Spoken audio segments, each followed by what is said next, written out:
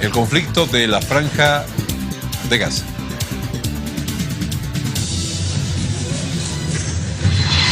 ¿Cómo se originó el actual conflicto en la Franja de Gaza?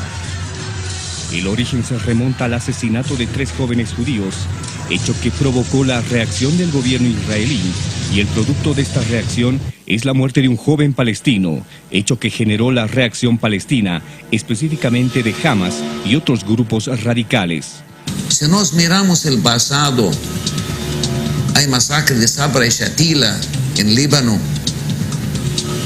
hay masacre del 1967, masacre, tenemos 11.000 prisioneros en los cárceles de Israel. Las embarazadas la abrían la barriga y les sacaban los niños, decían que este niño va a luchar contra los judíos.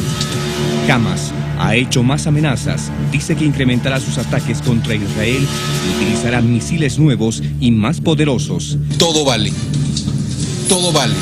Sacar fotos falsas de niños que han sido muertos en Siria hace un año y sacarlas ahora que han sido muertos en Gaza.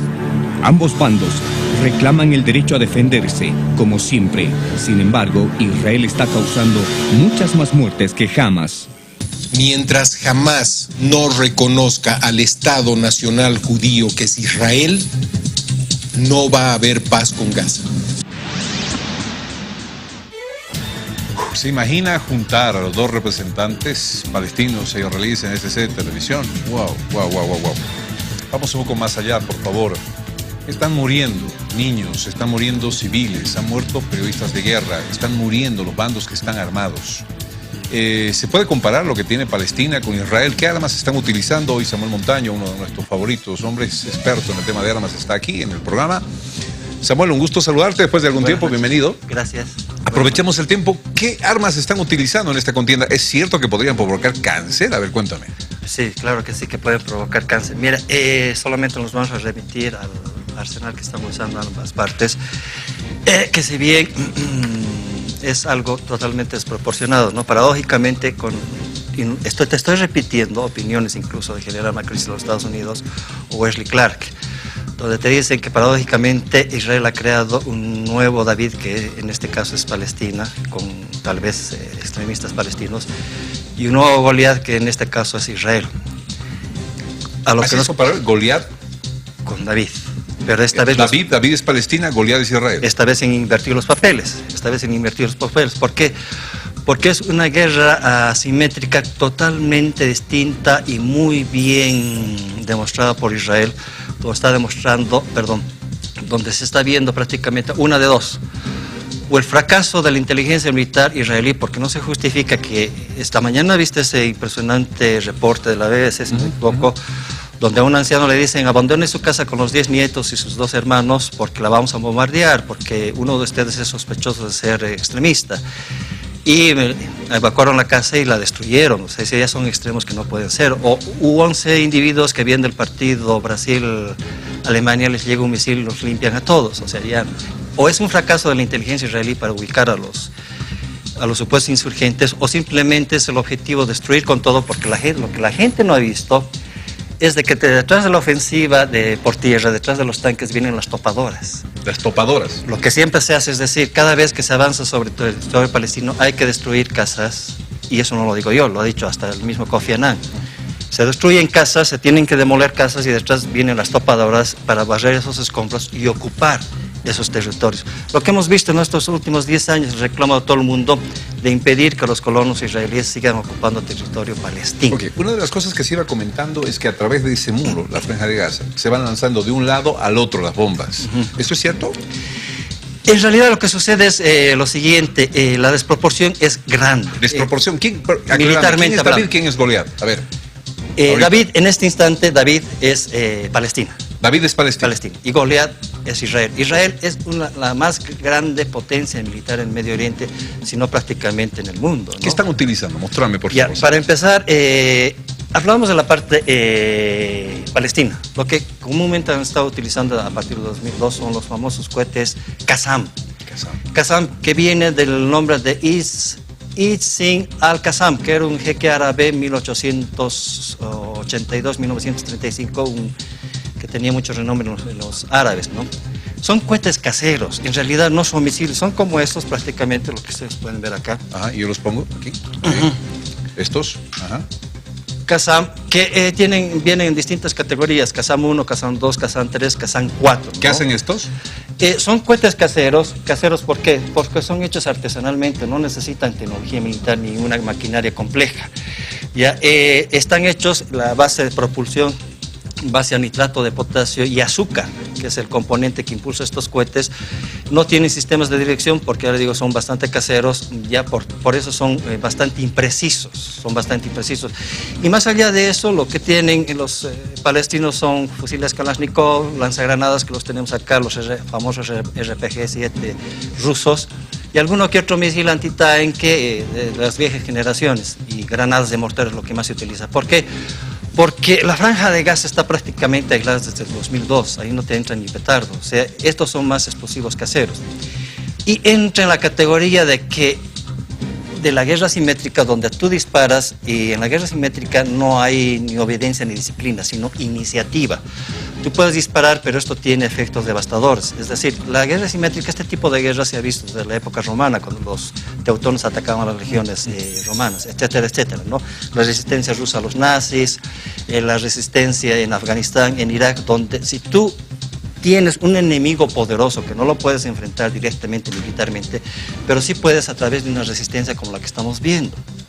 Ahora, la respuesta israelí sí está siendo desproporcionada, que inclusive está siendo reconocida por los mismos militares norteamericanos el uso indiscriminado de las famosas bombas Paveway, que son bombas dirigidas... ¿Paveway? Paveway. Que son bombas dirigidas generalmente por láser, o sea, son las bombas inteligentes, que pueden ser lanzadas ya sean por drones, aviones o helicópteros a distancias que están fuera del alcance de la resistencia palestina. Ya, estas bombas son lanzadas y son guiadas generalmente por láser o satélites que tienen un margen de error de 1 metro. Ahora, lo terrorífico de estas bombas es que la más explosiva lleva cargas mínimas de uranio empobrecido. ¿Por qué? Supuestamente el uranio empobrecido te hace más expansiva la bomba y a lo que para destruir fortificaciones. Pero al estallar, el uranio empobrecido es pirofosfórico. ¿Qué quiere decir? Que cuando hay explosión, cuando el proyectil hace impacto, te produce una nubecilla de contaminación. Y eso te contamina el área, te contamina a la gente. Se está usando también en las mismas bombas, ¿ya?, el fósforo blanco, que a la larga son armas.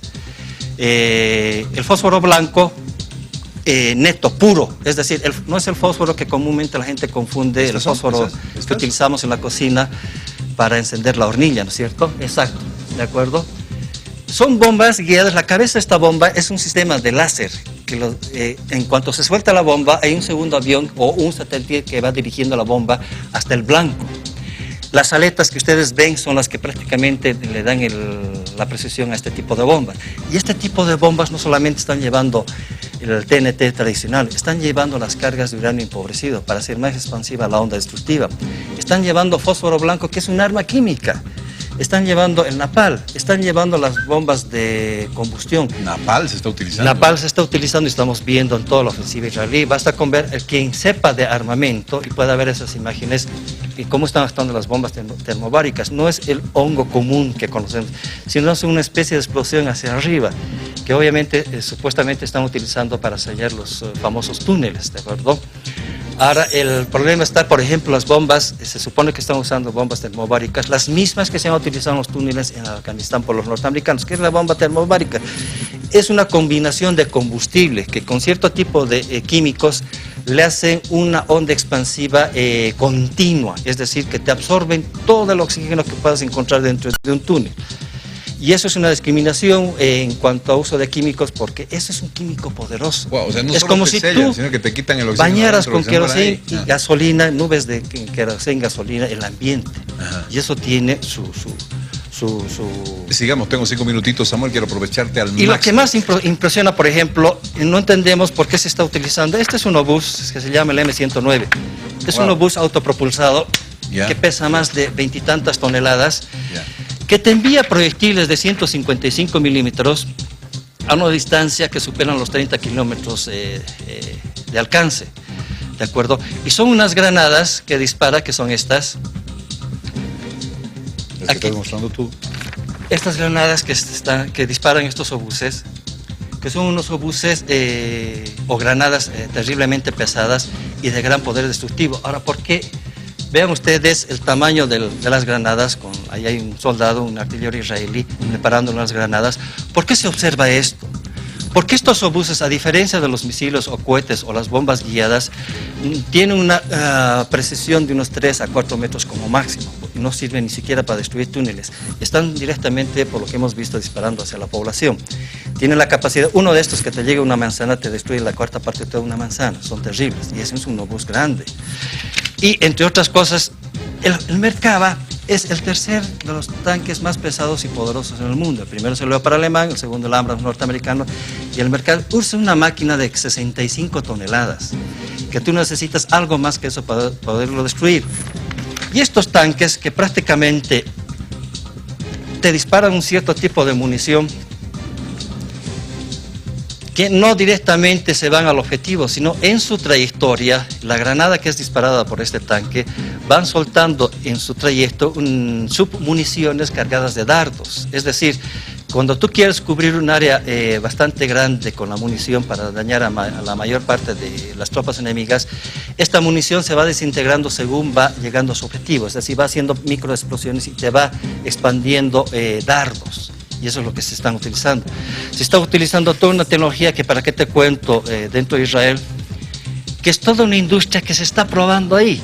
Es una industria que se está probando. Probando ahí, que se está probando, y eso no solamente lo digo yo, lo dicen los mismos analistas de la OTAN. Además de que hay una desproporción en todos los sentidos. La Fuerza Aérea Israelí hace poco ha festejado 6 décadas sin rival en ninguna parte del Medio Oriente. Así se juntan todos los países árabes. No pueden superar ni militarmente, ni profesionalmente, ni técnicamente a la Fuerza Aérea de Israel. Y amén de la utilización en extremo de los... Israel prácticamente es el pionero y está a la vanguardia en la utilización de los famosos drones, que no solamente te sirven de reconocimiento, es decir, los drones...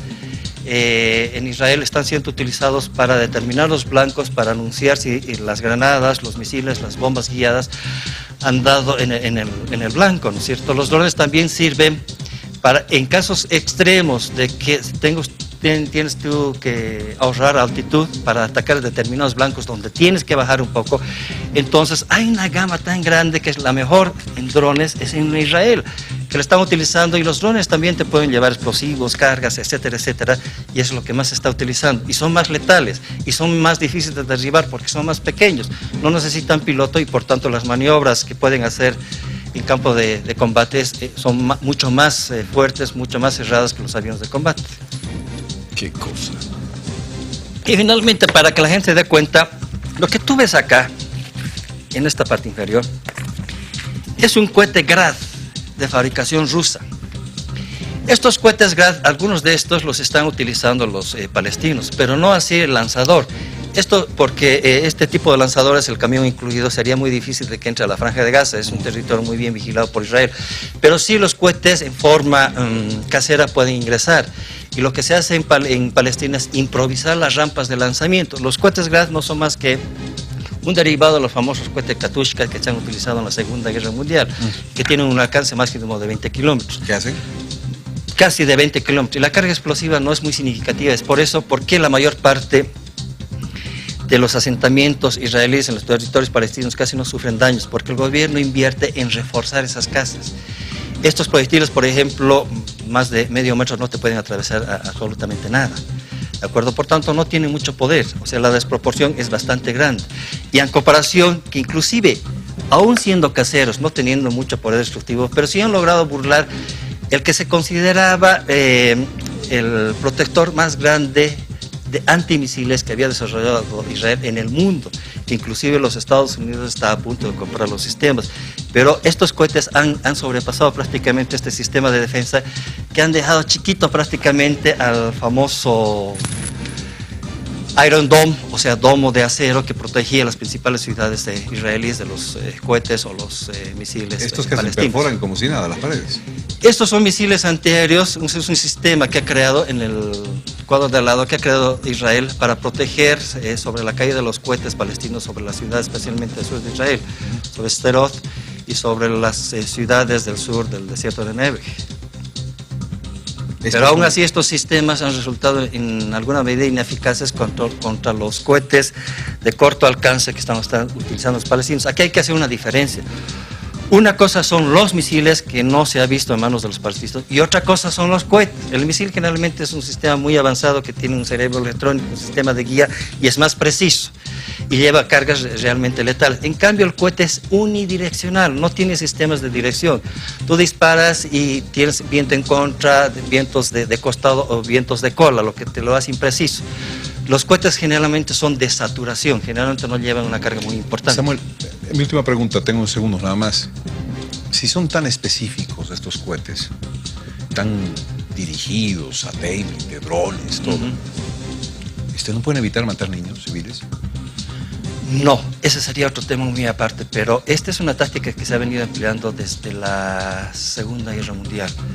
Cuando en abril de 1943 el llamado gueto judío, que era muy maltratado por los alemanes, se levantó y se usó la misma técnica, bombardearlos, meterles los tanques Panzer, etcétera, etcétera. Y es la técnica que se usa en Vietnam, en Afganistán. ¿Cuál en es la técnica? La técnica es: yo te bombardeo, te destruyo la casa, tus niños y demás, si tú te metes o apoyas a la resistencia.